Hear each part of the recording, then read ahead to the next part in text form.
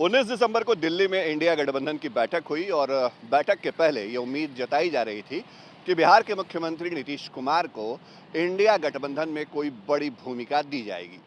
लेकिन जब बैठक खत्म हुई तो नीतीश कुमार के हाथ खाली रहे।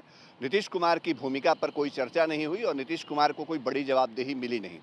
ये अलग बात है कि कांग्रेस अध्यक्ष मल्लिकार्जुन खड़गे के नाम पीएम कैंडिडेट को लेकर के ममता बनर्जी ने प्रस्ताव रखा। खबर ये भी सामने आई कि अरविंद केजरीवाल ने इसका समर्थन किया, लेकिन नीतीश कुमार को लेकर कोई बात नहीं हुई।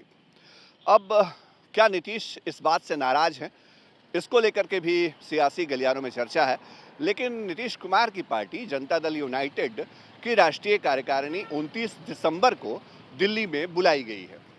इंडिया गठबंधन की बैठक खत्म होने के बाद जो एक नया बदलाव हुआ है जेडीयू की बैठक को लेकर के, वो अपने आप में बड़ी खबर है। जनता दल यूनाइटेड की राष्ट्रीय कार्यकारिणी की बैठक पहले से आहूत थी, लेकिन अब राष्ट्रीय परिषद की भी बैठक उसी दिन दिल्ली में होगी।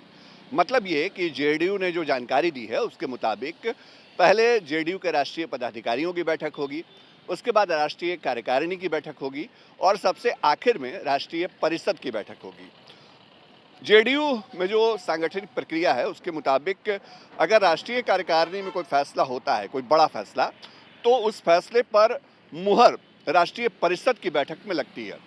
पिछले कई मौक़ों पे हमने देखा है, खास तौर पे जब शरद यादव जेडीयू के राष्ट्रीय अध्यक्ष थे और नीतीश कुमार को राष्ट्रीय अध्यक्ष बनाया गया, तो उस वक्त भी राष्ट्रीय कार्यकारिणी की पहले बैठक हुई, उसमें प्रस्ताव आया, शरद यादव ने इस्तीफा दिया और नीतीश कुमार राष्ट्रीय अध्यक्ष बने, तो राष्ट्रीय परिषद ने उस पर मुहर लगाई।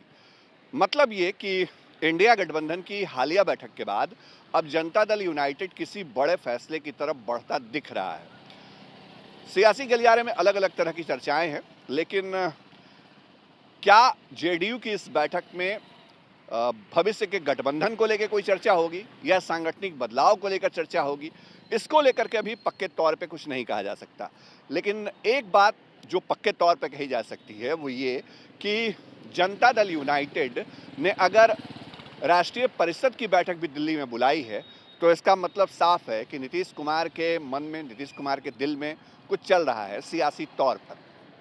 नीतीश क्या वाकई किसी बड़े फैसले की तरफ बढ़ रहे हैं? इस सवाल का जवाब तो 29 दिसंबर को दिल्ली में मिलेगा, लेकिन नीतीश कुमार जो फिलहाल दिल्ली में ही हैं, वो क्या आने वाले साल में किसी नई राजनीतिक राह की तरफ बढ़ेंगे, ये सवाल भी अपने आप में बना हुआ है। बिहार में सर्दी लगातार बढ़ रही है, लेकिन तपिश राजनीति की ऊपर जाती दिख रही है। सहयोग कैमरा पर्सन रीम आलम के साथ शशि भूषण, चुनाव आज तक, पटना।